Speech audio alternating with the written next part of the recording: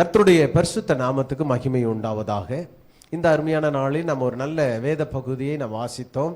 சங்கீதம் 37வது சங்கீதத்தின் 1வது வசனத்திலிருந்து 9 வசனங்கள் வரை தாவீது தன் சொந்தமாய் பல உபத்திரங்கள் வழியிலே நடந்து போகும் பொழுது கர்த்தர் எனக்கு எப்படி துணை செய்தார் என்பதை குறித்ததான உணர்வுள்ள ஒரு சாட்சியை அங்கு பதிவு செய்ததை பார்க்கிறோம். இந்த வசனம் இன்றைக்கு பிரசங்கம் இந்த மாதத்தினுடைய வாக்குத்தத்த ஆராதனையின் தொடர்ச்சியாய் இருக்கும் என்று நான் நம்புகிறேன்.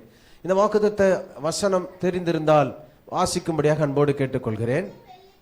பொன்னுக்கும் வெள்ளிக்கும்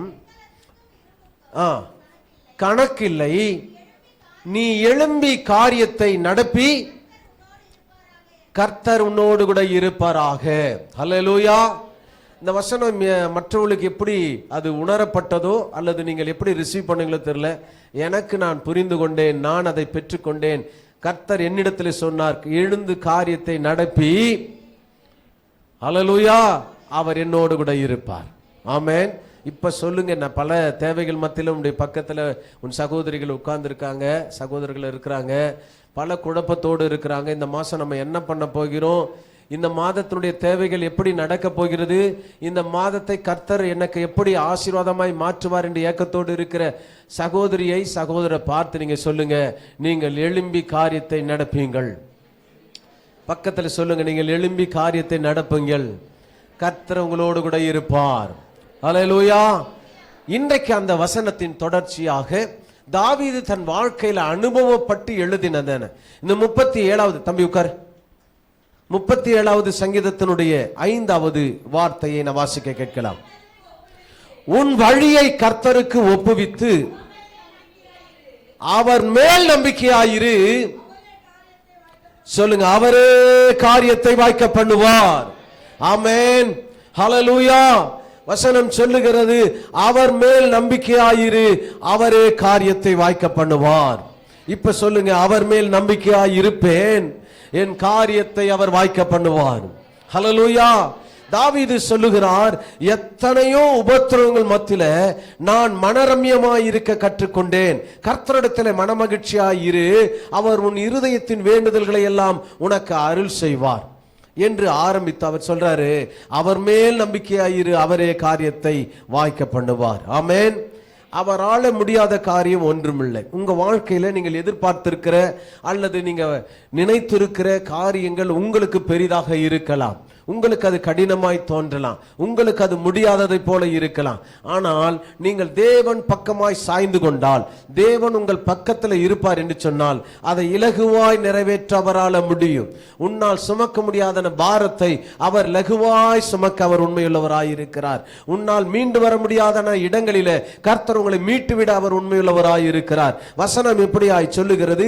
ஆதியாகமம் புத்தகம் 18ஆம் அதிகாரத்தின் 14வது வசனத்தின் முன்பகுதி, கர்த்தரால் ஆகாத காரியம் உண்டோ? சொல்லுங்க, கர்த்தரால் ஆகாத காரியம் ஒன்றுமில்லை. அல்லேலூயா. நம்ம சொல்லணும், விசுவாசித்து வசனத்தை அறிக்கையிடணும். அவர் சொல்ல ஆகும். அல்லேலூயா. அவர் சொல்ல ஆகும், அவர் கட்டளையிட நிற்கும். கர்த்தரால் ஆகாத காரியம் ஒன்றுமில்லை. நமக்கு எது முடியாதோ, நமக்கு எது பலனுக்கு மிஞ்சினதோ அதை லகுவாய் மாற்ற அவரால் முடியும். ஏனென்றால் அவரே வானத்தையும் பூமியும் சகல அண்ட சராசரங்களை உண்டாக்கின சர்வ வல்லமையுள்ள தேவன். ஆமென். நாம் ஆராதிக்கிற தேவனை குறித்ததான நமக்கு அந்த வெளிப்பாடு நமக்குள்ள இருக்கணும். அவரால் கூடாத காரியம் ஒன்றுமில்லை. சில நேரங்களில் நம்ம பல பிளான் பண்றோம், இந்த விஷயத்தை செய்யலாம். ஒருவேளை தம்பி விஜி சொன்னது போலவே, இது எப்படி முடியும், எப்படி ஆரம்பிக்கணும், எப்படி துவங்கணும், எப்படி நடக்கும், இது எவ்வளவு என்னால் சாத்தியமா, பல கேள்விகளோடு கூட நாம் இருப்போம். ஆனால் ஒன்று, அந்த கேள்விகளுக்கெல்லாம் ஒரு சாதாரண முற்றுப்புள்ளி தேவனால முடியும். அல்லேலூயா. சில நேரங்களில் நம்முடைய காரியங்களை எல்லாம் நம்ம யோசிச்சு நம்ம பிளான் பண்ணுவோம், இப்படி எல்லாம் பண்ணிடலாம். ஒருவேளை திருமண காரியமோ, படிப்பின் காரியமோ, அல்லது எதிர்கால திட்டங்களோ, வீடு கட்டுகிற காரியமோ, அல்லது உங்களோட பொருளாதார காரியங்களோ, நீங்க ஏதோ ஒரு பிளான் பண்றீங்க, அது வாய்க்காமலே சில நேரங்களில் போய்விடுகிறது, அது நடக்காமல் போய்விடுகிறது. அந்த காரணத்தை நாம அறிந்து கொள்ள வேண்டும். அது நடக்கணும்னா என்ன செய்ய வேண்டும் என்கிற 2 காரியங்களை குறித்து நான் உங்களோடு கூட இந்த வேதத்தின் அடிப்படையில் நான் பகிர்ந்து கொள்ள விரும்புகிறேன். நம்முடைய காரியங்கள் ஏன் வாய்க்காமல் போகிறது? காரிய சித்தி உள்ளவன் என்று வேதம் சொல்லுகிறது இல்ல. புத்தி உள்ளவன், காரிய சித்தி உள்ளவன், அவன் கையிட்டா நிச்சயமா நடக்கும். நீங்க வேதத்துல பாத்தீங்கன்னா அப்படி செய்தவர்கள்ல சாலமோன் மிக மிக உத்தமமான ஒரு மனிதனாய் இருந்தான். அவன் எதையெல்லாம் செய்ய தீர்மானித்தானோ, சிந்தையில நினைத்தானோ, அதையெல்லாம் தேவன் நிறைவேற்றினார் என்று வேதம் சொல்லுகிறது. அப்படியாக உன்னுடைய வாழ்க்கையில், என்னுடைய வாழ்க்கையில் இந்த காரியம் நடக்காமல் இருப்பதற்கான காரணங்கள் என்ன? முதல்ல காரணங்களை நம்ம அறிந்து கொள்ள வேண்டும். நோய் நாடி ஏன் நோய் வருகிறது என்பதை அறிந்து கொள்ள வேண்டும். அப்பொழுதுதான் அதற்கான ட்ரீட்மெண்ட்டை ரொம்ப சுலபமாக நம்ம செய்ய முடியும். வந்த பின்பு நாம கஷ்டப்படுறதை விட வருவதற்கு முன்பு யோசிப்பது நல்லது. சரி, இந்த பிரச்சனைகள் அல்லது இந்த காரியங்கள் ஏன் எனக்கு வாய்க்கல, சித்திக்கல என்று நாம் யோசிக்கும் பொழுது வசனம் பல காரியங்களை நமக்கு சொல்லுகிறது.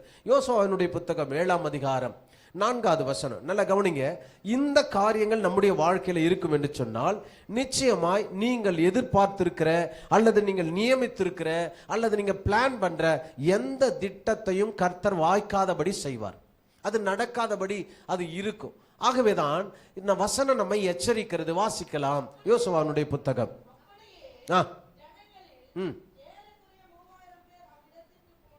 போனார்கள், ஆனாலும்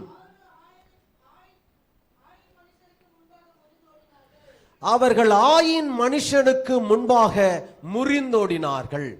நல்லா கவனிக்கணும். ஒரு யுத்தம் நடக்கிறது. யோசுவா அதற்கு தலைமை தாங்குகிறார். யோசுவாவை ஆண்டவர் அழைக்கும் பொழுது சொல்லுகிறார், 1ஆம் அதிகாரத்தின் 5வது வசனம் வாசிக்கலாம். நீ உயிரோடு இருக்கும் நாளெல்லாம். இப்ப வாக்குத்தத்தத்தை ஆண்டவர் கொடுக்கிறார். யோசுவாவை இன் பிளேஸ்மெண்ட் ஆஃப் மோசே, மோசேவினுடைய ஸ்தானத்திற்கு யோசுவாவை ஆண்டவர் அபிஷேகித்து ஆண்டவர் கொடுக்கிற வாக்கு என்ன தெரியுமா? நீ உயிரோடு இருக்கும் நாளெல்லாம் ஒருவனும் உனக்கு முன்பாக எதிர்த்து நிற்பதில்லை. இப்ப அந்த வாக்கு தத்தத்தின்படி அவர் யோர்தானிலே கால் வைக்கிறார். யோர்தான் 2ஆக பிளக்கிறது. நீங்கள் எரிகோவுக்கு முன்பாக போகிறார். எரிகோ ஜனங்கள் விழுந்து போகிறார். ஆனால் இந்த 7ஆம் அதிகாரத்தில் வாசிக்கும் பொழுது அங்கே இந்த ஜனங்கள் பின்னிட்டு போறார்கள், விழுந்து போனார்கள், இவன் தோற்று போகிறார்கள். இவன் தலைமையில, யோசுவாவினுடைய தலைமையில சென்ற ஜனங்கள் தோற்று போகிறதை நாம் பார்க்கிறோம். அன்புக்குரிய தேவ பிள்ளையே, ஏன் அவர்கள் தோற்று போனார்கள்? நம்முடைய வாழ்க்கையில ஆண்டவர் நமக்கு வாக்கு கொடுத்திருக்கிறார். நீ கையிட்டு செய்கிற எல்லா வேலையிலும் தேவனாய் கர்த்தர் நம்மோடு கூட இருப்பார். அப்படிதானுங்களே? நீங்க விதைச்சிங்கன்னா அதுல அறுவடையை காணலாம். நீங்க செய்யற தொழில அதுல உயர்வு வரும். உங்களுக்குள்ள ஒரு பெருக்கத்தை தருவார், உங்களுக்குள்ள ஒரு உயர்வை தருவார். ஒவ்வொரு நாளும் ஆண்டவர் உங்களை உயர்த்தி அவர் மகிழ்ச்சி அடைகிற தேவனாய் இருக்கிறார். நம்ம கூட சில பிள்ளைய பிறந்த உடனே பார்ப்போம். அது சின்ன குழந்தையா இருக்கும் இல்ல, அதுக்கு பின்னால அந்த குழந்தை கொஞ்சம் வளர்ந்த உடனே அது பல்லு வரும், அதை ரசிப்போம். அது முட்டி போடும், அதை ரசிப்போம். அது தவழும், அதை ரசிப்போம். அது நடக்கும், அதை ரசிப்போம். அது பள்ளிக்கு செல்லும், அதை ரசிப்போம். பின்னால் அது வளர்ந்து வளர்ந்து பெரியார் ஆக ஒவ்வொரு நாளும் அதனுடைய வளர்ச்சியை பார்த்து பார்த்து பெற்றோர்கள் எவ்வளவு மகிழ்ச்சி அடைவோம் இல்லையா? உன் பிள்ளைகளின் பிள்ளைகளையும் இஸ்ரவேலுக்கு உண்டாகும் சமாதானத்தையும் காண்பாய். போயிட்டு வந்துட்டீங்களா ஐயா? திருச்சி போயிட்டு வந்தீங்க? போயிட்டு வந்துட்டீங்களா? பார்த்தீங்களா பிள்ளைய எப்படி இருந்தது? அது மகிழ்ச்சி இருக்கு பாருங்க இல்ல?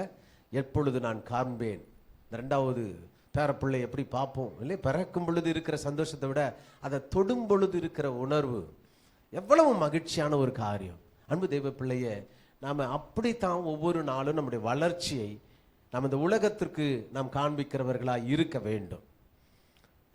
கிறிஸ்தவ வாழ்க்கையிலே கூட ஆண்டவர் நம்மிடத்தில் அதைத்தான் எதிர்பார்க்கிறார். ஒவ்வொரு நாளும் நீங்கள் வெற்றி பெற்றவர்களாய், நீங்கள் ஜெயம் பெற்றவர்களாய், நீங்கள் கர்த்தருக்கு முன்பாக உயர்ந்தவர்களாய் இருக்க வேண்டும் என்று ஆண்டவர் விரும்புகிறார். ஆனால் நடந்தது என்ன? யுத்தம் நடக்கிறது. யோசுவாவினுடைய ஜனங்கள் தோற்று போகிறார்கள். இதற்கு காரணம் என்ன என்று புரியல. யோசுவா சொல்றார், ஆண்டவரிடத்துல மன்றாடி அழுகிற, ஆண்டவரே நீங்க தானே வாக்கு கொடுத்தீங்க, இந்த ஜனங்களுக்கு தலைமை தாங்கும்படியாக, இவர்களை நடத்தி செல்லும்படியாக, இவர்களை நடத்தி செல்லும் பொழுது நீர் எனக்கு வாக்கு கொடுத்தீங்க, ஒருவனும் உனக்கு முன்பாக நிற்பதில்லைன்னு. ஆனா அந்த கொஞ்ச ஜனங்களிடத்துல நாங்கள் தோற்று தோற்று போகிறோமே. கேட்கும் பொழுது ஆண்டவர் சொல்றார், வசனத்தை வாசிக்கலாம். 21வது வசனம், 7ஆம் அதிகாரம் 21வது வசனம். சால்வையையும்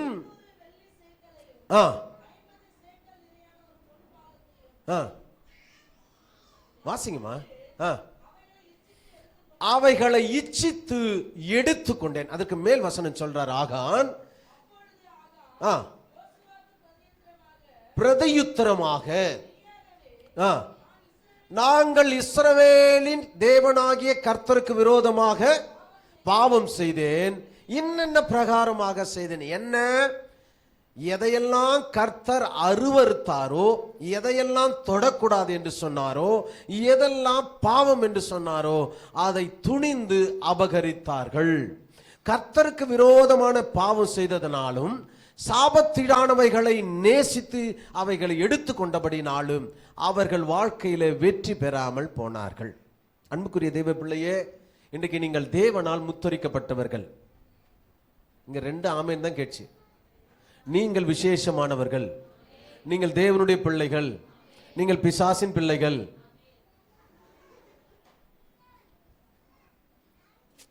இப்போ நல்லா கவனிக்கணும் பிரதர். சில பேர் அதில் சிரிச்சாங்க இல்லைங்களா? அவங்க ஆமேனே சொல்லாதவங்க. நான் யார் என்பதை என் தேவன் அறிந்திருக்கிறார். ஆமேன்.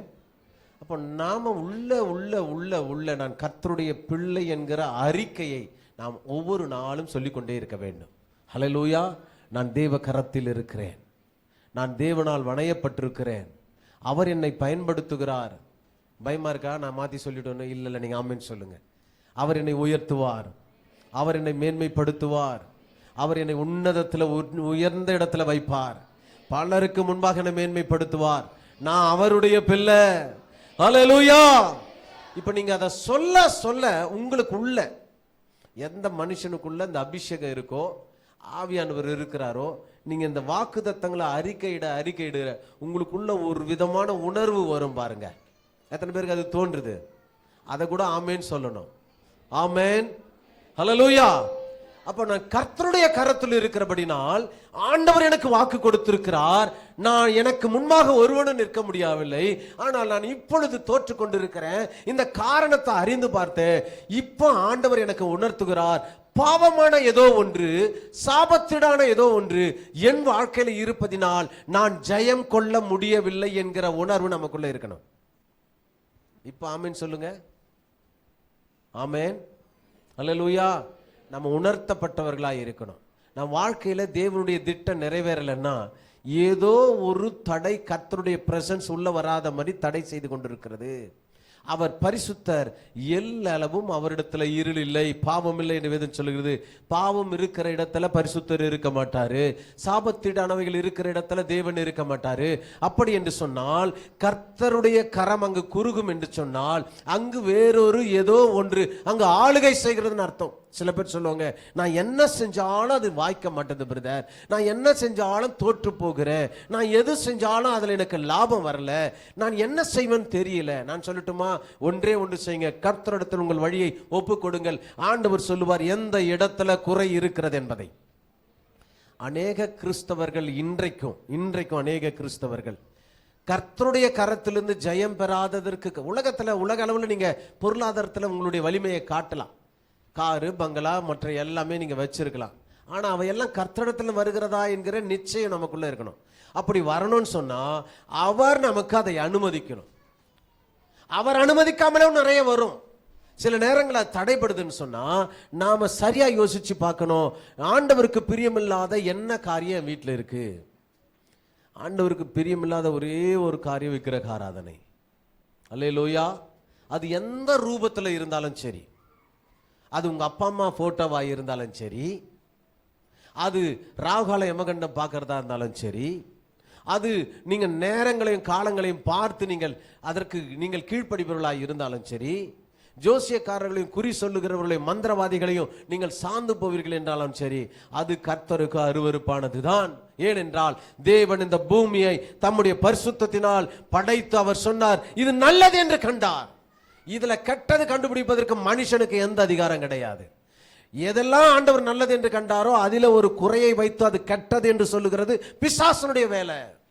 ஆக தேவ பிள்ளைகளை, இந்த உலகத்தில் இருக்கிற நல்ல காலம் கெட்ட காலம் ஒன்றும் கிடையாது. எப்படி அதை சொல்றான்? நம்மளை புத்தியை மழுக்கி தேவனுக்கு விரோதமான காரியத்தை நமக்குள்ள புகுத்தி இருக்கிறான். புகுத்தி இருக்கிறான். ஹல்லேலூயா. நேற்றுக்கு எங்கள் அலுவலகத்தில் ஒரு தம்பி வரல வேலைக்கு. அப்போ நான் கேட்டேன், எங்கேப்பா அவருனா, அவங்க ஏதோ சொல்ல போய் எனக்கு காதல் என்னவோ கிடைச்சோம், பொண்ணு பார்க்க போயிருக்காரு அப்படின்னு. உடனே அங்கேருந்த 2 பிள்ளைங்க சொல்கிறாங்க, இன்னைக்கு சனிக்கிழமை பொண்ணு பார்க்க முடியும். ஏம்மா சனிக்கிழமை பொண்ணு பார்க்க கூடாதா? பொண்ணு வெளியே வராதா? அல்லது அன்றைக்கி மேக்கப் இருக்காதா? அல்ல அன்றைக்கி பிரச்சனை எதாவது நடக்குமானா? இல்லையா, சனிக்கிழமை பொண்ணு பார்க்க மாட்டாங்க. யோசிச்சு பாருங்க. இது அடுத்த தலைமுறைக்கும் அந்த சந்ததிக்கும் அதை அவர்கள் கடத்துகிறார்கள். தெய்வ பிள்ளையாகிய நீயும் நானும் என்ன செய்ய வேண்டும்? ஜாக்கிரதை உள்ளவர்களாய் கர்த்தருக்கு அருவருப்பானவைகளை ஒரு நாளும் நம்ம வாழ்க்கையில் அனுமதிக்க கூடாது. ஆமென். அவைகள் இருந்தால் கர்த்தர் நம்முடைய வாழ்க்கையில இடைபட மாட்டார். அவர் அற்புதங்களை செய்ய அவர் கொஞ்சம் கூட விரும்ப மாட்டார். அப்ப நம்முடைய வாழ்க்கையில் அற்புதம் நடக்காதற்கு காரணம் என்ன? பாவத்து. தம்பி யாருங்க பேசுறது? டேய்,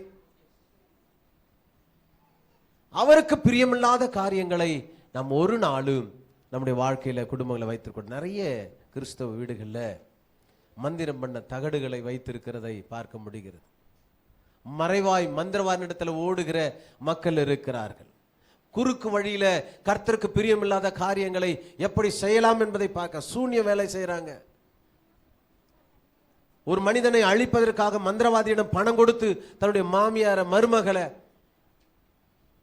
தன்னுடைய உறவுகளை, தங்களுடைய அண்ணன்களை, தம்பிகளை, சொத்துக்களை அபகரிக்க இன்றைக்கு நடந்து கொண்டிருக்கிறது. கவனிக்கும், அது மிகப்பெரிய சாபம். அது உனக்கு மாத்திரமல்ல, தலைமுறை தலைமுறையாய் அந்த சாபம் தொடரும். ஜாக்கிரதையாய் இருக்கணும். கர்த்தர் பரிசுத்தர்.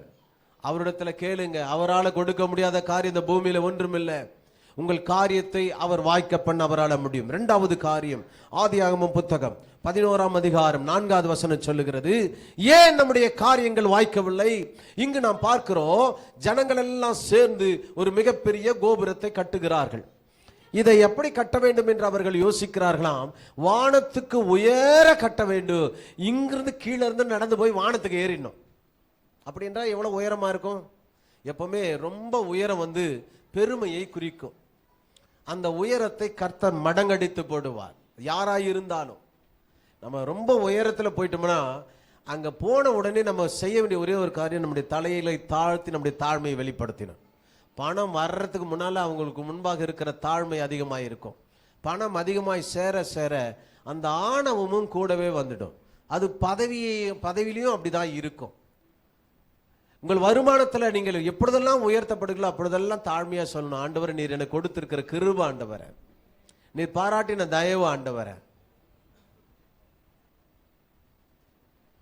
வேதம் சொல்லுகிறது, இங்கு ஒரு மக்கள் ஒரு பெரிய கோபுரத்தை கட்டுகிறார்கள். வாசிக்கலாம்.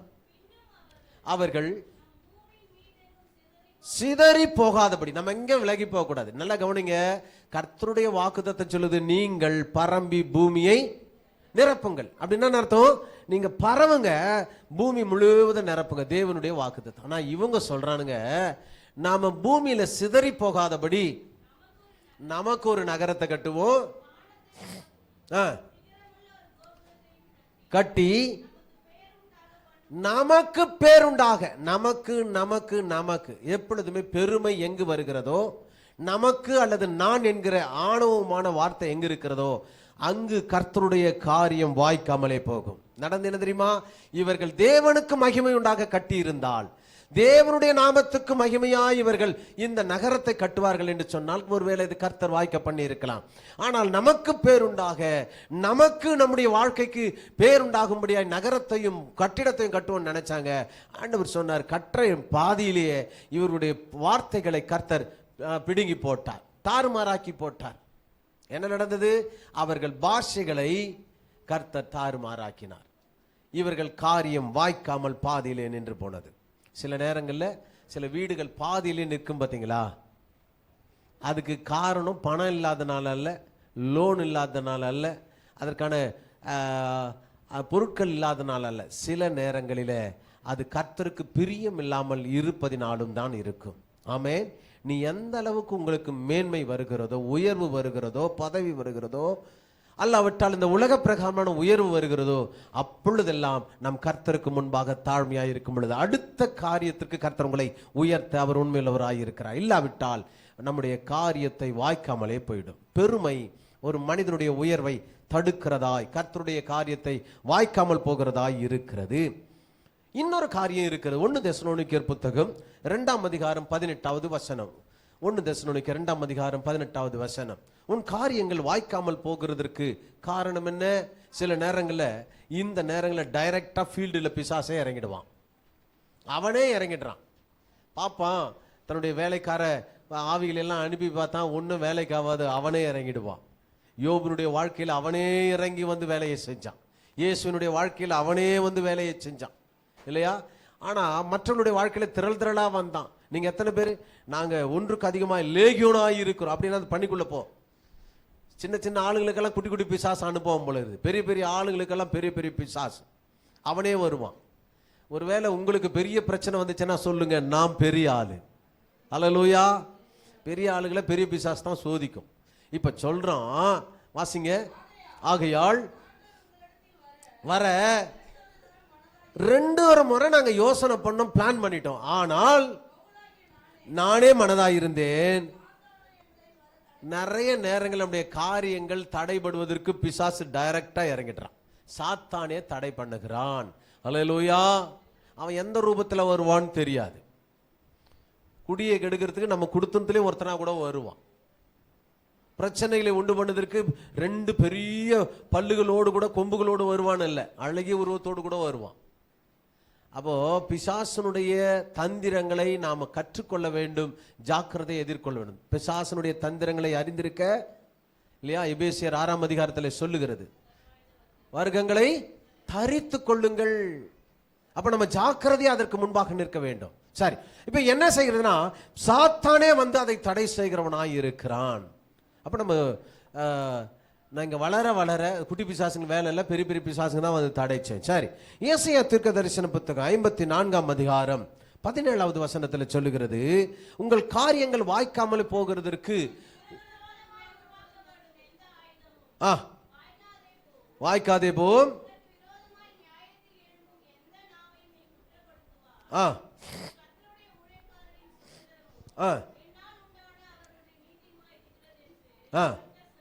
கவனிக்கவும். இந்த ஊழியத்துக்கும் ஊழியக்காரர்களுக்கு விரோதமாய் தயவு செய்து எப்பொழுதுமே நாம நாவெடுக்காதபடி ஜாக்கிரதையாக இருக்க வேண்டும். அழைத்தவர் அவர்களுக்கான பதிலையும் அவர்களுக்கான பலனையும் அவர் கொடுப்பார். புரியுதுங்களா? யாராய் இருந்தாலும், எந்த ஊழியமாய் இருந்தாலும் நாம் குற்றம் சொல்வதற்கோ குறை சொல்வதற்கோ அல்ல. அப்போ இந்த ஊழியங்களுக்கு விரோதமாய், ஊழியக்காரங்களுக்கு விரோதமாய் சில குடும்பங்கள்ல, சபையில இல்லை, பொதுவாகவே சபை விட்டு போன உடனே சொல்ற நிறைய குடும்பங்களை பேசுகிற காரியம் தான். இன்னைக்கு ஊழியம் எப்படி நடந்தது, இன்னைக்கு பாட்டு பாடினாங்க எப்படி பாடினாங்க, இன்னைக்கு வேதம் வாசிச்சவங்க எப்படி வாசிச்சாங்க, இன்னைக்கு செய்தி எப்படி இருந்தது, இன்னைக்கு அந்த ஆராதனை எப்படி இருந்தது, இப்படி பேசுற ஆரோக்கியமான குடும்பங்கள் இருக்கத்தான் செய்கிறது. இதை தவிர்த்து ஊழியக்கார அம்மாவை பார்த்தீங்களா, அவங்க கட்டியிருக்க புடவையை பார்த்தீங்களா, நல்ல வேலை இந்த அம்மா தப்பிச்சாங்க, பேசுவதற்கு ஒன்றும் இல்லை. அப்போ ஊழியக்காரரை பத்தி, ஊழியக்காரர் குடும்பத்தை பத்தி, அவருடைய பிள்ளையை பத்தி, அல்லது ஊழியத்தை பத்தி, அந்த ஊழியத்தை பத்தி, அந்த ஊழியக்காரர், நமக்கு அது தேவையில்லாத விஷயம், தேவையில்லாத டைம் வேஸ்ட். இப்படி பண்ணா என்ன நடக்கும்னா, நம்முடைய காரியத்தை கர்த்தர் தடை செய்கிறார்னு அர்த்தம். ஆகவே நம்முடைய நாவுக்கு நாம் எப்பொழுதுமே சுருக்கு வைப்போம். மற்ற காரியங்களை பேசி நம்முடைய நேரத்தை என்ன பண்ணக்கூடாது, எப்பொழுதுமே கர்த்தருக்கு முன்பாக நம்முடைய நேரத்தை செலவழிக்க கூடாது. அதனால இதையெல்லாம் நீங்க தவிர்த்தால் நம்முடைய காரியம் ஜெயமாய் நடக்கும். ஆமென். நம்முடைய காரியம் தடைபடுவதற்கு 4 காரியங்கள் சொன்னேன். என்னென்ன? நாம பாவம் செய்வதனாலும், சாபத்திடானவைகளை நாம் எடுத்து வைத்துக் கொள்வதனாலும் நம்முடைய காரியங்கள் வாய்ப்பதில்லை. பெருமை கொள்வதனால் நம்முடைய காரியங்கள் வாய்ப்பதில்லை. சாத்தானே தடை பண்ணுவதனால் அந்த காரியங்கள் வாய்ப்பதில்லை. 4வதாக ஊழியங்களுக்கு ஊழியக்காரர்கள் விரோதமாய் நாம் பேசுவதனால் நம்முடைய காரியங்கள் வாய்ப்பதில்லை. சரி, இந்த காரியங்கள் வாய்க்கணும்னா என்ன பண்ணணும்? ஒரு 4 காரியங்களை சுருக்கமாய் நான் சொல்லி நிறைவு செய்கிறேன். 1, சங்கீதங்களுடைய புத்தகம் 37வது சங்கீதத்தின் 5வது வசனம். இப்பதான் நான் வாசிச்சோம் இல்லையா? உன் வழியை கர்த்தருக்கு ஒப்புவி. ஹல்லேலூயா. உன்னுடைய வழியை ஆண்டவருக்கு நீங்கள் ஒப்புவிக்கிறவர்களாய் இருக்க வேண்டும். அப்பொழுது அவரே, ஆமென், அல்லேலூயா, நம்ம என்ன செய்ய போகிறோம் என்பதை தேவனிடத்துல தெளிவா சொல்லிடணும். பிளான் அவர் தான். நம்ம பிளான் நீயும் போட்டா கூட சரிங்க, அதை சாங்ஷன் பண்ற அத்தாரிட்டி அவர் தான். அப்ப ஆண்டவரிடத்துல சொல்லணும், ஆண்டவரே என் பிள்ளையை உன் கரத்தில் ஒப்பு கொடுக்கிறேன், அதை நீர் வணைந்து இப்படி உருவாக்கும். நல்லா தீர்மானமா ஜெபிச்ச 2-3 பேர் வேதத்தில் இருக்கிறாங்க. 1 அன்னாள், 2 சிம்சோனின் பெற்றோர், 3வது இயேசுவினுடைய தாயார். இவர்களுக்கு தெரியும் தன் பிள்ளை எப்படி வளர வேண்டும் என்பதை குறித்து தெளிவான தீர்மானத்தோடு தேவ சமூகத்தில் ஒப்பு கொடுத்தார்கள். இன்றைக்கு உங்கள் பிள்ளைகளுடைய எதிர்காலத்தை குறித்து நீங்க ரொம்ப கன்ஃபியூஸ் பண்ணிக்க வேண்டாம். கர்த்தரிடத்துல சொல்லுங்க. வேதம் சொல்லுகிறது, நீங்கள் உங்கள் காரியத்தை அவரிடத்துல ஒப்புவிக்க வேண்டும், உங்கள் வழியை ஒப்புவிக்க வேண்டும். நீங்க என்ன செய்ய போறீங்க, நீங்க என்ன பிளான் பண்றீங்க, என்ன வீடு கட்ட போறீங்க, எவ்வளவு எஸ்டிமேட் பண்ண போறீங்க, அது எப்படி எல்லாம் கட்ட போறீங்க, எந்த இடத்துல கட்ட போறீங்க, நீங்க சொல்லுங்க. ஆண்டவரே இதை நான் பிளான் பண்ணியிருக்கேன், ஆண்டவரே தயவு செய்து சாங்ஷன் பண்றதுக்கு நீங்க உதவி செய்யும். இப்படி எல்லாம் இருக்கணும், இப்படி எல்லாம் நீங்க செய்யுங்கன்னா ஆண்டவர் இடத்துல எப்பொழுதும் கேட்காது. ஏனென்றால் உங்களுடைய தீர்மானத்தை காட்டிலும் தேவனுடைய திட்டம் பெருசா இருக்கும். அல்லேலூயா. நம்ம எப்பவுமே ஜபங்கள்ல சரியாய் ஜபிக்காதனால நம் தேவனிடத்திலிருந்து பெற்றுக்கொள்ள வேண்டிய பெரிய ஆசீர்வாதங்களை சுருக்கி கொள்ளுகிறோம். நம்ம எப்பொழுதுமே ஆண்டவரிடத்துல காரியத்தை ஒப்பு கொடுக்கணும், அவர் நடத்தி தருவார். அல்லேலூயா. நீங்க சொல்லுங்க, இந்த திருமணத்தை நடத்தணும் ஆண்டவரை எப்படி நடத்தணும். இதை A to Z ஒன்று கேள்விப்பட்டிருக்கீங்களா? A to Z சொல்லுவாங்க, கேள்விப்பட்டீங்களா இல்லையா? திருமணத்துக்கு பொண்ணு மாப்பிள்ளை மட்டும் நீங்க பார்த்தா போதும். நீங்க சாப்பாடுலேருந்து, பந்தி பரிமாறிலிருந்து, பிரிண்ட் நோட்டீஸ் பிரிண்ட் பண்றதுலேருந்து, விளம்பரப்படுத்துறதுலேருந்து எல்லாத்தையும் அவங்களே பார்த்துப்பாங்க. நீங்க பட்ஜெட் மட்டும் சொன்னா போதும். அவன் பட்ஜெட் வச்சிருப்பான், 5 லட்சம், 8 லட்சம், 10 லட்சம், 20 லட்சம். நீங்க அந்த பட்ஜெட்டை நீங்க சொல்லிட்டீங்களா, அதற்கேற்ற நேர்த்தியாய் அவனால் செய்து கொடுக்க முடியும். உலகத்து மனுஷன் அப்படி பிளான் பண்ணுவான்னா, உன்னை உண்டாக்கின தேவன் உன் மேலே வைத்திருக்கிற நோக்கமும் திட்டமும் பெரியது, அவருடைய பிளானும் பெரியது. ஹல்லேலூயா, ஹல்லேலூயா. ஆண்டவரிடத்துல நாம் காரியத்தை ஒப்பு கொடுக்கிறவர்களாய் இருக்க வேண்டும். சங்கீதம் 32:10 சொல்லுகிறது, கர்த்தரை நம்பி இருக்கிறவனை கிருபை சூழ்ந்து கொள்ளும். அவரை நம்பி அவரிடத்துல உன் காரியத்தை ஒப்புக்கொடு. 2 தீமோத்தேயுடைய புத்தகம் 1ஆம் அதிகாரம் 12வது வசனம் சொல்லுகிறது, நான் விசுவாசிக்கிறவர் இன்னார் என்று அறிந்திருக்கிறேன். ஆனா நாம என்ன செய்யறோம், பல பிரச்சனைகள் வரும் பொழுது நாமே மூளையை போட்டு கசைக்கிறோம். இது என்ன நடக்கும், இது எப்படி நடக்கும், ஐயோ இவங்க பணம் கொடுக்கலன்னா அந்த திருமணம் நடக்காதே, இவங்க பணம் கொடுக்கலன்னா வீடு கட்ட முடியாதே, இவங்க உதவி செய்யலைன்னா என்னால் மேலே வர முடியாதே, இவர்கள் இடத்துல நான் எப்படி பேச. நம்ம நிறைய நேரங்களில் புலம்புறோம். 2 பறவைகள் இப்படி பேசி கொண்டிருந்த பிரச்சனையில் இருக்கிற மனுஷர்களை பார்த்து 2 பறவைகள் பேசிச்சான். ஒரு பறவை சொல்லிச்சான், ஏன் இந்த மனிதர்கள் இப்படி புலம்புகிறார்கள் அப்படின்னு சொல்லிச்சான். இன்னொரு பறவை சொல்லிச்சான், அடே உனக்கு தெரியாதா, நம்மை படைத்த ஆண்டவர் நம்மை போஷிக்கிறது போல அவர்களுக்கு ஒரு ஆண்டவர் இல்லை. ஆகாயத்து பறவைகளை பாருங்கள், அவைகள் விதைக்கிறதும் இல்லை, அறுக்கிறதும் இல்லை, களஞ்சியத்தில் சேர்க்கிறதும் இல்லை. நாளை தினத்தை குறித்து அது கவலைப்படுறதே கிடையாது. அந்தந்த நாளுக்கு அதன் பாடுகள் போதும் என்று இருக்கிறது. நமக்கு ஒரு ஆண்டவர் பிழைப்பூட்டுகிறார், ஆனால் இந்த மனுஷர்களுக்கு தான் அந்த ஆண்டவர் இல்லையோ என்று சொன்னதான். இது ஒருவேளை கதையா இருந்தா கூட நாம இன்றைக்கு சரிப்படுத்திக் கொள்ள வேண்டியது, என் ஆண்டவர் என் தேவைகளை சந்திக்க அவர் உண்மையுள்ளவராயிருக்கிறார். ஹல்லேலூயா. அவரிடத்துல என் காரியத்தை ஒப்பு கொடுக்கணும் பிரதர். உங்க பிளான் ஒவ்வொன்றையும் நீங்க பிளான் பண்ணணும். ஒவ்வொரு நாளும் காலையில் எழுந்தவுடனே இன்றைக்கு நீங்கள் என்ன செய்ய போகிறீங்க என்ற காரியத்தை தேவனிடத்தில் சொல்லுகிற பிள்ளைகளாய் நாம் இருக்க வேண்டும். ஒவ்வொரு மாதத்திலையும் நான் என்ன செய்ய போகிறேன், ஒவ்வொரு வாரத்திலையும் நீங்க என்ன செய்ய போறீங்க என்பதை ஆண்டவரிடத்துல நீங்கள் சொல்லணும். அது கேட்கணும். அது எப்படி செய்யணும் ஆண்டவரை நீங்க ஆண்டவரிடத்துல கேட்கணும். உங்க பிளான் ஆண்டவரிடத்துல சொன்ன அவர் அப்ரூவ் பண்ணி அந்த நாளை ஆசீர்வதிப்பார், அந்த வாரத்தை ஆசீர்வதிப்பார், அந்த மாதத்தை ஆசீர்வதிப்பார், அந்த ஆண்டை ஆசீர்வதிப்பார். அதான் வாக்குத்தத்த ஆராதனை, அல்லதான் அதான் தேவ சமூகத்தில் காத்திருக்கிற அந்த வழிகள். இப்போ ஆண்டவரிடத்துல சொல்லணும், வழியை கர்த்தருக்கு ஒப்புவிக்க வேண்டும். 1 சாமுவேலுடைய புத்தகம் 17ஆம் அதிகாரம் 37வது வசனத்துல, ஆண்டவரை நம்பி இருக்கிற மனிதன் ஒரு நாளும் வெட்கப்படைய மாட்டான். தாவீது சொல்லுகிறார், என்னை சிங்கத்தின் கைக்கும் தப்புவித்த அப்போ ஒரு தேவ மனுஷனுக்குள்ள ஒரு தைரிய நம்பிக்கை இருக்கணும். என்னை தப்புவிக்க என் தேவனால் ஆகும், என்னை விடுவிக்க என் தேவனால் ஆகும், அவர் எனக்கு நன்மையானதை செய்வார் என்கிறதான அந்த நம்பிக்கை தன் பிள்ளைகளுக்கு இருக்கும். சூழ்நிலைகள் பாதகமாக அமைந்தாலும் உன்னை விடுவிக்க தேவன் உண்டு என்பதை நாம் விசுவாசிக்க வேண்டும். சூழ்நிலைகளை பார்த்து நீங்க ஒரு நாளும் பயந்துராதீங்க.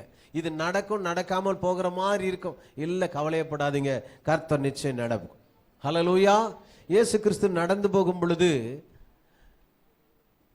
ஒரு மனிதனுடைய பெண் ரொம்ப கவலைக்கிடமா இருக்கிறாங்கன்னு சொல்லி ஓடி வந்து ஆண்டவரிடத்துல அழுகிறான். அப்போ வேலைக்காரன் சொல்றான், இனிமே நீங்க அழாதீங்க, அந்த பெண்ணு செத்து போச்சு. சூழ்நிலைகள் நமக்கு விரோதமாய் இருக்கிறது.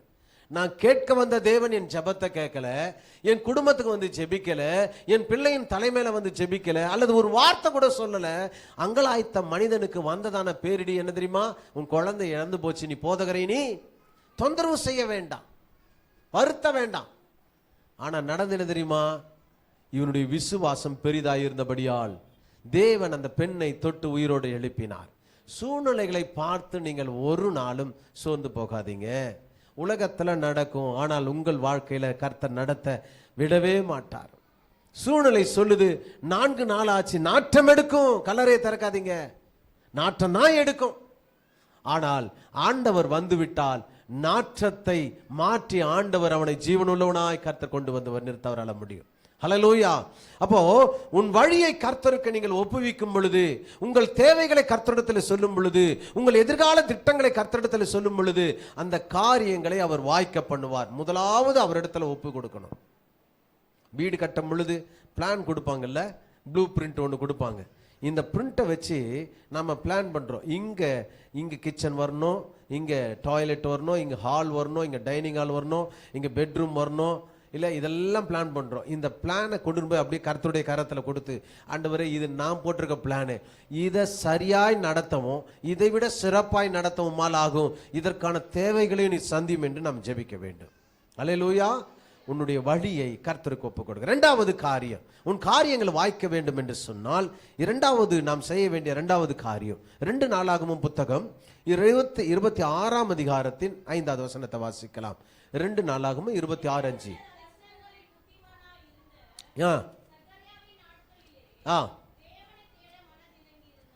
தேவனை தேட மனதிறங்கினான். தேவனை தேடினான், அவனுடைய காரியங்களை எல்லாம் கர்த்தர் வாய்க்க செய்தார். ஹல்லேலூயா. தேவனை தேடும் பொழுது அவனை காரியங்களை வாய்க்க செய்கிற தேவன். முதல்ல சொன்ன உங்க பிளான ஆண்டவரிடத்துல சொல்லுங்க. 2வது, நீங்கள் ஆண்டவரை தேடுகிற எந்த சமயத்திலேயும் அவரை தேடுகிறவர்களாய் இருக்க வேண்டும். தேவனை தேடுதல் என்ன? தேவனை தேடுறதுன்னா என்ன? உங்களிடத்தில் தான் கேட்கிறேன். தேவனை தேடணும். தேவனை தேடணும்னா ஜெபிக்கணும், வேதம் வாசிக்கணும், ஆராதிக்கணும். ஒருத்தரே சொல்றாங்க ஆராதிக்கணும். பிரதர் சொல்லுங்க. என்ன பிரதர்? புரியல. அருமையா சொன்ன. ஆராதனையில கூடணும். அப்புறம் வேற என்ன? தேவனை தேடுறதுன்னா இப்படியே தேடின்னு போறதா? அப்பாவை காணன்றதா? தேவனை தேடுறதுன்னா என்ன சொல்லுங்கம்மா. கண்டடைய தேவனை தேடுறதுன்னா என்ன? What is practical? நான் கர்த்தரை தேடுறேன்னா என்ன அர்த்தம்? அது கிரியையில காட்டணும். என்ன காட்டணும் தம்பி சொல்லு? கர்த்தரை தேடுறதுன்னா என்ன? 6 காரியங்கள் சொல்லப்படுகிறது. 1 குறித்து வைத்துக்கொள்ளு. 1 கீழ்ப்படிதல், 2வது அவருக்கு பிரியமானதை செய்யறது, 3வது அவர் வழிகளில நடத்தல், 4வது காரியம் சொல்லுது ஜெபித்தல், துதித்தல், ஆராதித்தல், தேவனுக்கு கொடுத்தல். இது எல்லாமே ஒரு காரியம். 5வது ஆத்தும ஆதாயம் செய்தல். இதெல்லாம் தேவனை தேடுறது. 6வது வேதத்தை வாசித்தல், தியானித்தல், 7வது போதித்தல். இப்ப இந்த 7 காரியங்களையும் சொல்லுகிறது. என்ன சொல்றாங்கன்னா, இவையெல்லாம் கர்த்தரை தேடுகிற காரியங்களில ரொம்ப நெருங்கின காரியம். காலையில இருந்த உடனே பைபிளை வாசிக்கணும், ஜெபிக்கணும், மற்றவங்களுக்கு ஊழியம் பண்ணணும். இவை எல்லாமே கர்த்தரை தேடுகிறதா. இந்த தேடுதலை நம் வாழ்க்கையில ஒரு பிராக்டிஸா வச்சிருக்கணும். ஹல்லேலூயா. நீங்க பணத்தை தேடுறோம், நமக்கு நேரத்தை தேடுறோம், நமக்கு பெருமையை தேடுறோம், புகழை தேடுறோம், படிப்பை தேடுறோம், அறிவை தேடுறோம், நம்முடைய உறவுகளை தேடி போறோம், நண்பர்களை தேடி போறோம், நிறைய டைம் வேஸ்ட் பண்றோம். நீங்கள் கர்த்தரை தேடுகிறவர்களாய் இருக்கிறோமா? ஒவ்வொரு நாளும் பாதுகாத்து வந்தீரையா.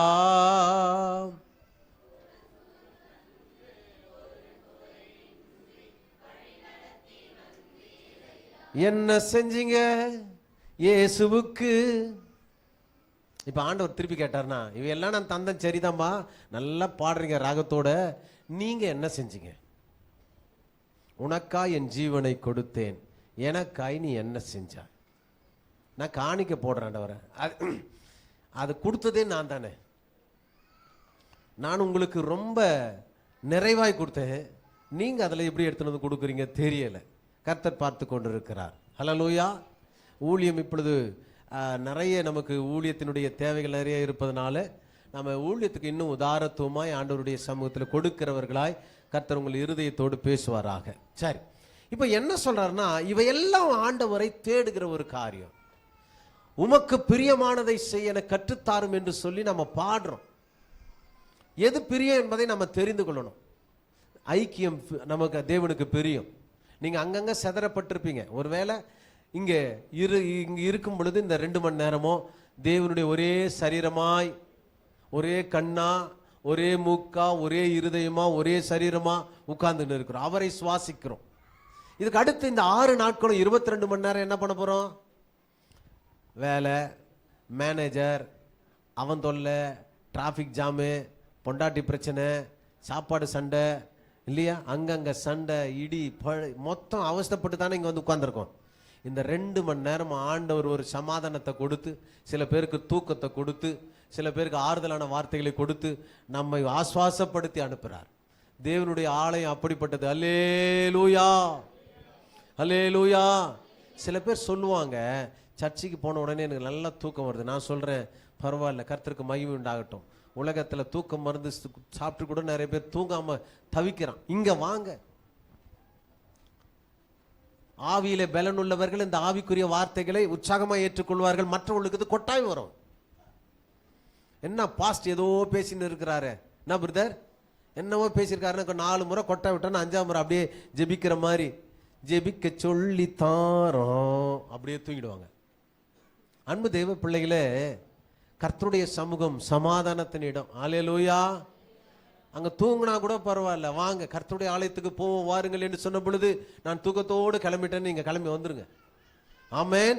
கர்த்தருடைய நாமம் மகிமைப்படட்டும். தேவனை தேடும் பொழுது நம்முடைய காரியத்தை கர்த்தர் வாய்க்க பண்ணுகிறார். 3வது காரியம், சங்கீதம். நமக்கு எல்லாம் தெரிஞ்ச சங்கீதம் 1, 2, 3வது வசனம். 1வது சங்கீதத்தின் 2வது 3வது வசனம்.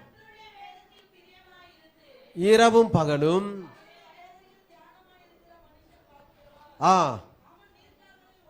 நடப்பட்டு தன் காலத்தில் தன் கனியை தந்து இலையுதிராதிருக்கிற மரத்தை போல இருப்பான். அல்லேலூயா. வேதம் சொல்லுகிறது, அவன் செய்வதெல்லாம் யாருக்கு பிரதர்? யாருக்கு? கர்த்தருடைய வேதத்தில் பிரியமாய் இருக்கணும். இது என் பிரியம். அல்லேலூயா சொல்லுங்க. எத்தனை பேர் பிரியமான புத்தகத்தை எடுத்துன்னு வந்திருக்கிறீங்க? சில பேர் காலேஜுக்கு போற மாதிரி வருது, சில பேர் செல் எடுத்துன்னு வர்றது. நல்லா நம்ம ஒரு பழக்கத்தை எடுத்துக்கொள்ள. நீங்க பாட்டு பாடும்பொழுது கூட சரிங்க, நீங்க வேத வாசிக்கும் பொழுது கூட தயவு செய்து செல்லு நீங்க ரெஃபர் எடுக்காதீங்க.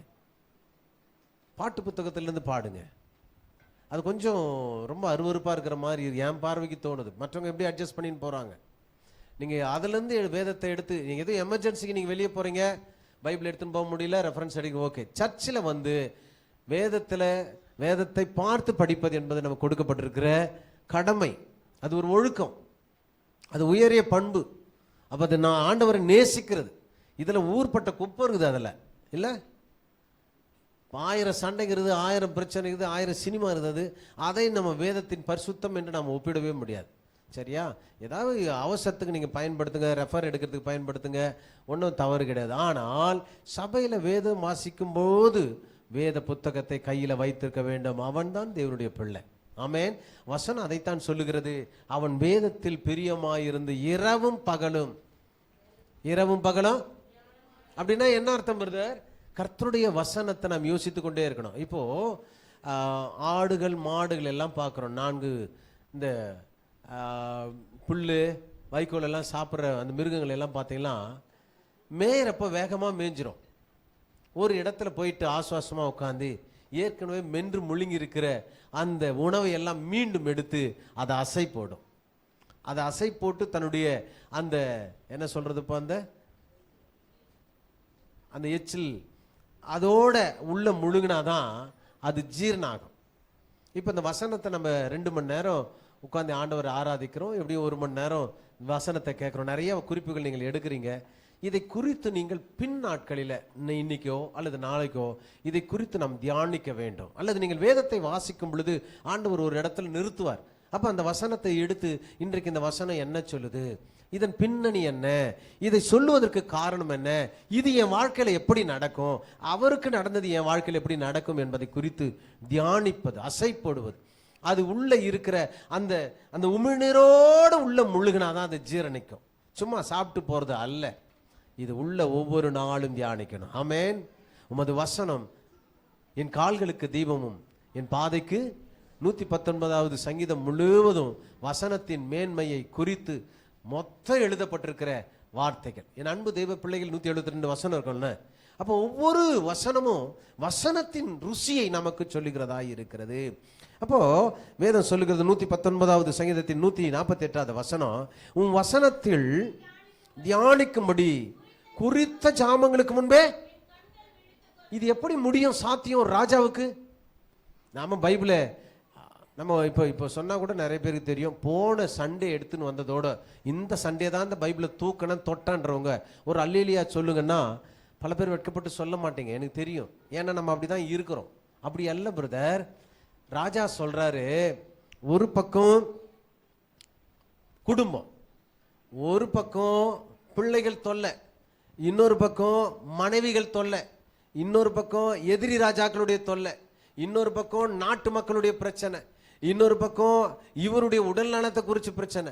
இதன் மத்தியில சொல்றாரு, நான் கர்த்தருடைய வேதத்தை தியானிக்கும்படியாய் குறித்த ஜாமங்களுக்கு முன்பாய் என் கண்கள். அல்லேலூயா. இது தேனிட்ட பணியாரம் என்று வசனம் சொல்லுது. தேனிலும் தெளித்தேனிலும் மதுரமானது என்று வசனம் சொல்லுது. இது யாருக்கு ருசிக்கும்னா இதை சாப்பிட்டு பார்த்தவங்களுக்கு தான் ருசிக்கும். இல்லாவிட்டால் இது வெறும் புத்தகமாய் மாடத்துல நமக்கு இது நான் ஒரு கிறிஸ்தவன் என்கிற அடையாளத்தோடு கூட உட்கார்ந்துருக்கவே தவிர ஒரு நன்மையும் இருக்காது. இன்றைக்கு ஏழை பணக்காரன்றதல்ல பிரதர். இந்த வசனத்தை எவ்வளவு நீங்கள் நேசிக்கிறீர்களோ அவ்வளவு வாசிப்பேன். உங்களுக்கு நேரம் கிடைக்கும் பொழுதெல்லாம் வேலை ஸ்தலத்தில் போறீங்க, ஒரு காணொலியை நான் பார்த்தேன். ஒரு செருப்பு தைக்கிற ஒரு அருமையான முதியவர், அவர் அந்த கிழிந்து போன குடையின் அருகில உட்கார்ந்து மதிய வேலையில, மதியத்தில் யாரும் செருப்பு எடுத்துட்டு வரல போல இருக்கு, உட்கார்ந்து பைபிளை திறந்து வாசின்னு இருக்கிற ஒரு போட்டோவை பார்த்தேன். நமக்கு எப்படி இருக்கு தோணுது? உங்களுக்கு எப்படி தோணுது பிரதர்? வேதத்தில் பிரியமாய் இருந்து இரவும் பகலும் அதை தியானிக்கிற மனுஷன். ஹல்லேலூயா. நம்ம ஒண்ணுமே செய்யாம ஆண்டவரிடத்துல ஆசீர்வாதத்தை கேட்கிறோமே. உம்முடைய வசனம் ஆண்டவரே எவ்வளவு இனிமையானது என்பதை குறித்து நான் தியானிக்க என் தூக்கத்தை விட, அதை நான் நினைக்கிற நேரத்தை விட முன்னாலே எழுந்திருக்கிறேன் அப்படின்னு சொல்றார். 119வது சங்கீதம் 15வது வசனம் சொல்லுகிறது. 119:15 கண்ணோக்குகிறேன், அதுதான் நான் தியானிச்சு உம்முடைய வழிகள் எவ்வளவு அற்புதமாய் இருக்கிறது என்பதை நான் பார்க்கிறேன் என்று சொல்ல. யோசுவா 1:8 சொல்கிறாரு, நியாயப்பிரமாண புத்தகத்தை இரவும் பகலும் தியானிக்க வேண்டும் என்று வேதம். வாசிங்க. பிரியாதிருப்பதாக அவை எல்லாம் இரவும் பகலும் அதை தியானித்துக் கொண்டிருப்பாயாக. ஹல்லேலூயா. எப்படி மற்றவனை கெடுக்கணும்னு, எப்படி மற்றவங்களை நம்ம கீழே தள்ளணும், மற்றவங்களை எப்படி துரோகம் செய்யலான்னு இந்த எப்படி தியானித்து கொண்டு இல்லாம நீங்க கர்த்தருடைய வேதத்தை இரவும் பகலும் நம்முடைய இருதயத்தை விலகாதபடி நாம் தியானிக்கிறவர்களாக இருக்கணும். சங்கீதம் 62:11 சொல்லுகிறது. வாசிக்கலாம். சங்கீதம் 62:11. இப்போ நம்ம ஆண்டவர் ஒரு முறை இங்க நமக்கு சொல்லி அனுப்புறாரு, நீங்க அதை தியானிக்க தியானிக்க அவர் 2-3 முறை நமக்கு அதை விளக்கி சொல்லிக்கொண்டே இருப்பார். ஹல்லேலூயா. அப்ப வேதத்துல தியானிக்கிற மனுஷன் காரியங்களை வாய்க்கப்படும். கடைசியாக ஒன்றே ஒன்று நான் சொல்லி நிறைவு செய்கிறேன். ஆதியாகமம் புத்தகம் 39:23. 39:23. கர்த்தர் அவனோடு இருந்தபடினாலும் அவன் எதை செய்தானோ அதை கர்த்தர் வாய்க்க பண்ணினபடினாலும்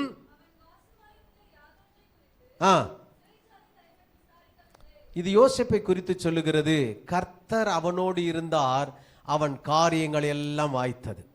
ஆமென், ஹல்லேலூயா. கர்த்தர் நம்மோடு கூட இருக்கும்படியா எப்பொழுதும் பார்த்து கொள்ள வேண்டும். ஹல்லேலூயா, ஹல்லேலூயா. கர்த்தர் நம்மோடு இருக்கும்படியாய் நாம் எப்பொழுதும் அவருக்கு பிரியமாய் இருக்க வேண்டும். வேதம் சொல்லுகிறது 2 நாளாகமம் புத்தகம் 15:2 நீங்கள் கர்த்தரோடு இருந்தால் அவர் உங்களோடு இருப்பார். அப்ப நாம எவ்வளவு கர்த்தரை சார்ந்து வருகிறோமோ அந்த அளவு அவர் நம்மிடத்தின் அருகிலே வருகிறவராய் இருக்கிறார். நாம கர்த்தரோடு இருக்க அவர் நம்மோடு இருப்பார். அவர் நம்மோடு இருந்தால் நம்முடைய காரியங்கள் எல்லாம் வாய்க்கும். ஆமென்.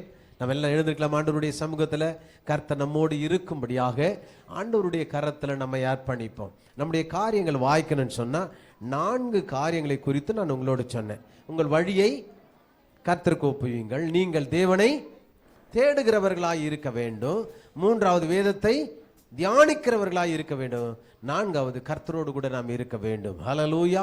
நம்ம எல்லாம் கண்களை மூடி என்னுடைய காரியங்கள் எல்லாம் வாய்க்க நீர் என்னோடு இரு, நீர் என்னோடு இரும் என்று ஆண்டவரிடத்தில் கேட்கலாம். எல்லா கண்களை மூடி தயவு செய்து.